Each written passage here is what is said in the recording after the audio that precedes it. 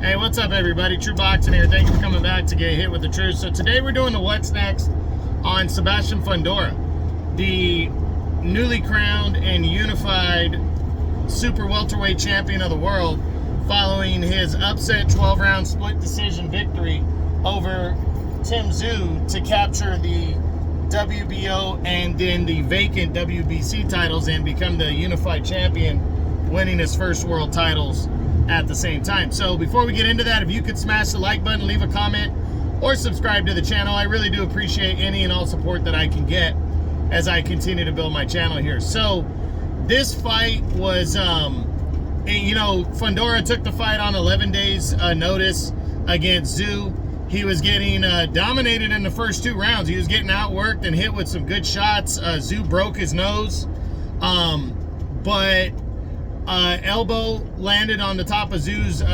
forehead, and he just started gushing blood after that. It turned into a very bloody fight because Fundora, with the broken nose, was bleeding out of his nose. So a lot of blood on both sides. Fundora just implored a jab. He jabbed the shit out of Tim Tszyu, negating Tim Tszyu from being able to land that one big shot that would stop Fundora. And Fundora did just enough to win a split decision and win his first world championship. So congratulations to him. But now the big question is, what's next for Sebastian Fundora? Well, what we do know is a couple things. One, the Nevada State Athletic Commission suspended Fundora, and it's not he didn't do anything wrong. They do that when somebody gets injured for their recovery time. So they properly recover. They suspend them from the Nevada State Commission suspends them from being able to compete until they've recovered from their injury. So the earliest, I think Nevada State, because of the broken nose, suspended him until the end of September, which is a 6-month suspension. Now, of course, he might be able to fight other places, but there's no place like Vegas, and there's a lot of moving pieces. One is a potential showdown with Terrence Crawford, who is penciled in to fight the winner. Crawford is a super champion because he's an undisputed champ. Well, he's now a unified champ at 147. And he got put in the request, and it was accepted by the WBO for him to move up and challenge the winner of Tszyu and Fundora. And the WBO's already ordered that fight. But now it's looking like that fight might not happen next, because I think Crawford wants to come back sooner than late September, early October. He hasn't fought since he knocked out Errol Spence last year. So that's one of the options floating around, but we don't know if that's going to happen. One of the other options is Errol Spence himself. He said he wanted to win her. He actually came into the ring after the fight and challenged, to put his official name in the hat to face off against Fundora, which I think that'd be the PBC's preference right there. But nothing, but we don't know if they're going to allow that or not. If the WBO allows it, I believe the WBC would be okay with it. So that's one thing. And then the third, the next one, starting with the 154 pounders, the ones that are actually there right now, we look at Tim Tszyu in a rematch, and that is actually an option on the table for Fundora. Fundora's already said that Tszyu gave him the fight. It was on short notice, and he wants to fight him again. But because of the severity of that cut, there's a lot of people talking that Tszyu would not be able to return until December. So really don't know which direction all this is going to go in. I'm not sure if I don't know if there is an automatic rematch clause in the contract. There probably should have been for Tim Tszyu and Fundora. Because the WBC belt was at stake. Will they honor that? Will the WBO honor that with their order for the winner to fight Crawford? It's a lot of moving pieces, and it really would be up to Crawford and what he wants to do. But there's also been rumors that Crawford might move on and fight Ismail Madrimov, the WBA champion, and just set up a unification bout after that. So right now, again, a lot of moving pieces. Now let's run through the rest of the top 10 and see what could be possible options. We start with Jermell Charlo, the former undisputed champ. I don't think Charlo would want to come back and take on a guy with the style of Fundora next.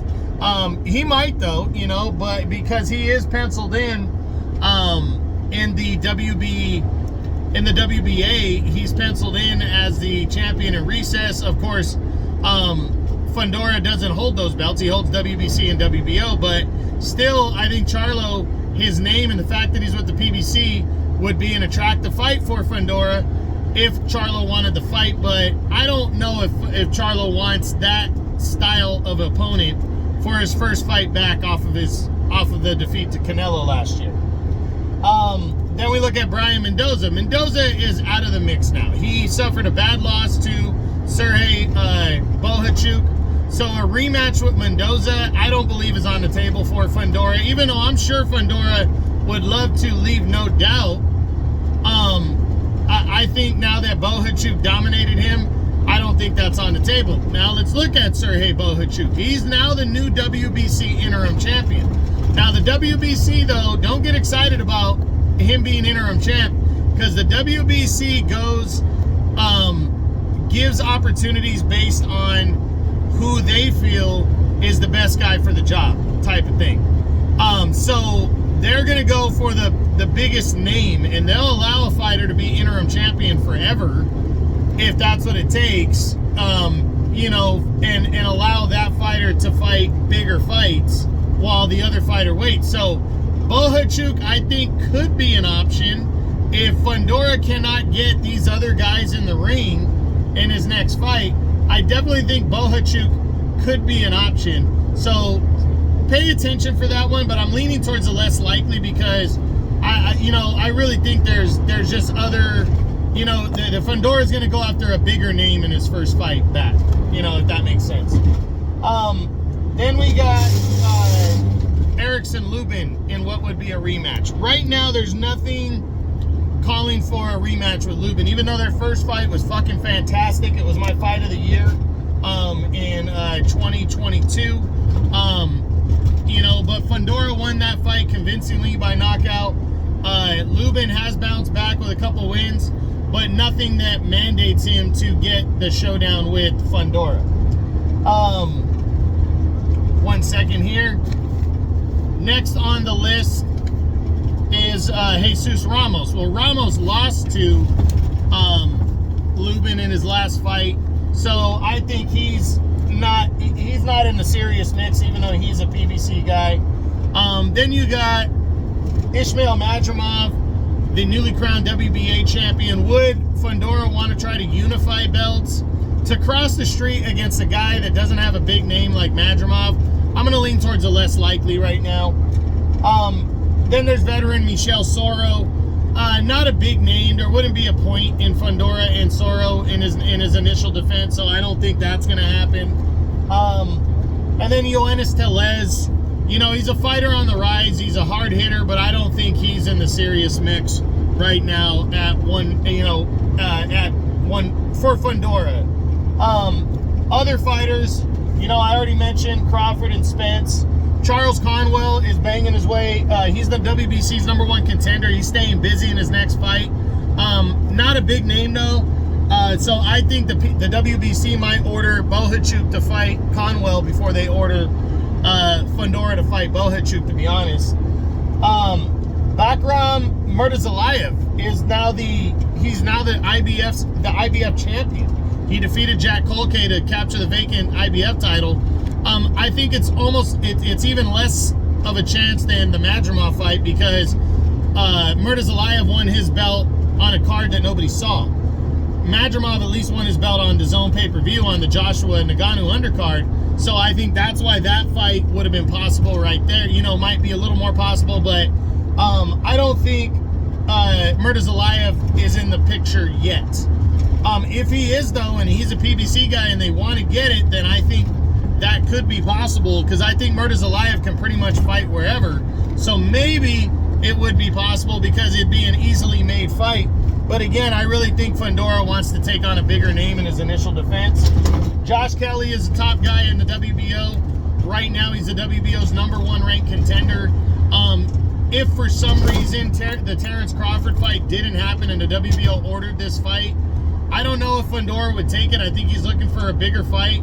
I think Fundora might be obliged to just vacate the WBO belt instead of making a defense against an unknown, you know, a kind of an unknown fighter like Kelly, who's with the Zone.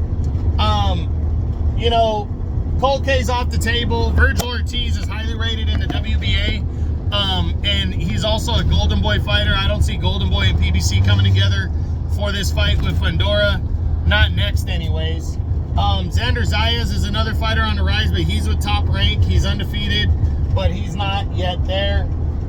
Then there's James Metcalf, Takeshi Inoue, and Radza Butayev. Butayev might be interesting because he has ties with the PBC, but for Fundora next, I really believe if he doesn't fight Crawford next, if Crawford's not willing to wait around for him, and he doesn't get Crawford or Tszyu in a rematch, I really believe he might vacate the WBO belt if the WBO wants him to fight Crawford and he doesn't want to fight Crawford, or if he doesn't want to wait around for Tszyu to recover. I really believe a showdown with Errol Spence is likely for the WBC belt. But I also believe there's other options. There's the Terrence Crawford fight is a possibility, a real possibility, if Crawford's willing to wait until September to fight him. But that's the thing, does Crawford really want to fight Fundora?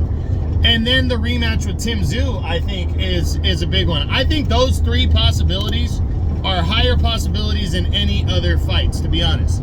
Bohachuk, maybe, because he's with the PBC.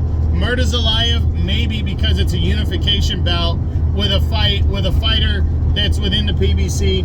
And then Jermell Charlo, I also think, is an outside option because he's a big name.